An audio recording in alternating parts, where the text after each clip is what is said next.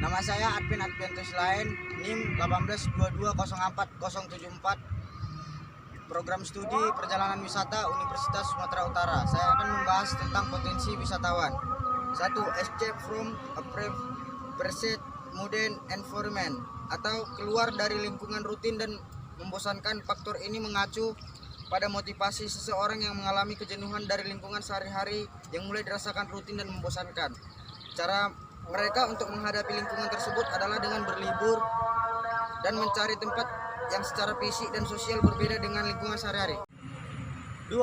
Exploration and evaluation of self, eksplorasi dan evaluasi diri. Motivasi untuk berlibur dalam diri seseorang muncul karena ingin mendapatkan kesempatan untuk mengevaluasi dan menemukan sesuatu yang lebih pada diri. Evaluasi dan eksplorasi tentang diri ini tidak didapatnya hanya diam di rumah atau mengunjungi keluarga. 3. Relaxation atau relaksasi. Individu melakukan kegiatan wisata karena ingin melakukan relaksasi keadaan mental ataupun relaksasi keadaan fisik mereka. Relaksasi ini tidak dapat dilakukan dalam kegiatan rutin mereka sehari-hari. 4. Prestige. Motivasi untuk berwisata muncul karena menganggap wisatawan merupakan sebuah simbol gaya hidup kelas atas. Dengan berwisata, meningkatkan rasa hormat dan penghargaan dari orang lain.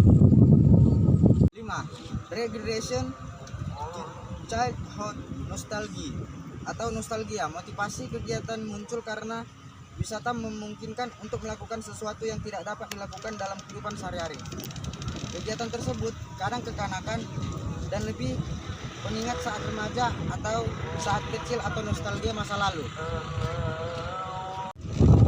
Exchange of kinship relation, peningkatan hubungan kekeluargaan.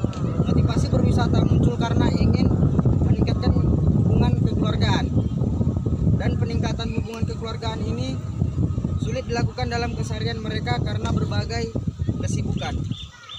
7. Facilitation of social interaction, fasilitas dan interaksi sosial.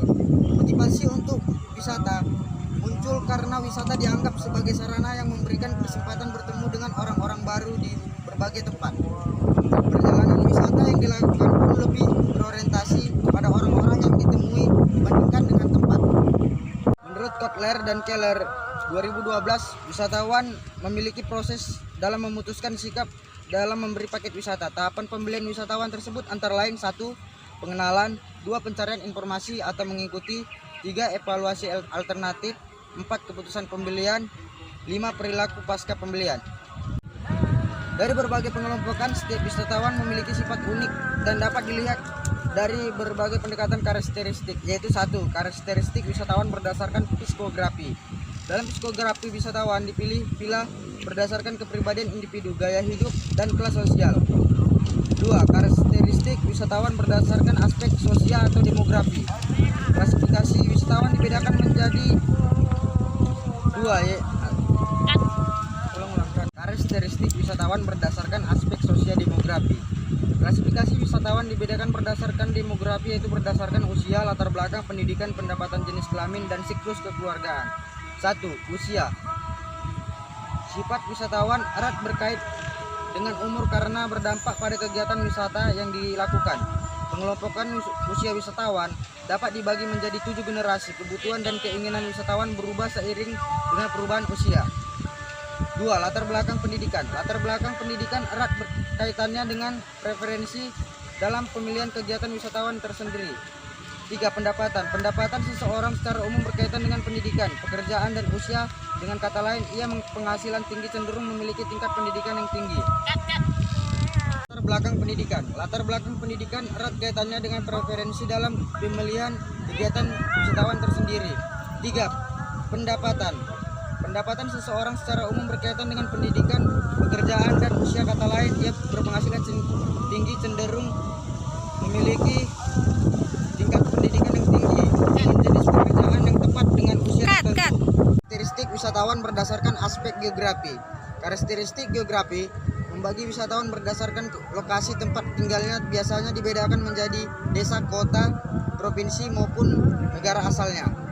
Pembagian ini lebih lanjut dapat pula dikelompokkan berdasarkan ukuran atau size, kota tempat tinggal atau kota kecil, menengah, besar, metropolitan, kepadatan penduduk di kota tersebut, dan lain-lain.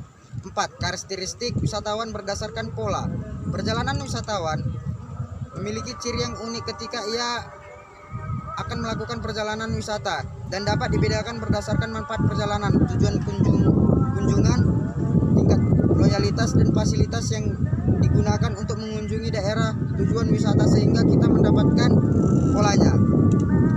Jika di suatu tempat sang wisatawan baru mengunjungi sebuah gunung seorang diri, perjalanan berikut juga gunung dan juga seorang diri, rencana kedepannya sang wisatawan juga akan mengunjungi gunung dan juga seorang diri.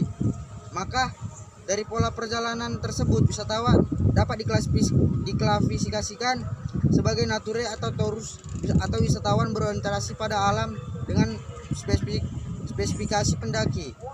Wisatawan tersebut ada tipe petualang atau backpacker, petualang survival, dan lain-lain.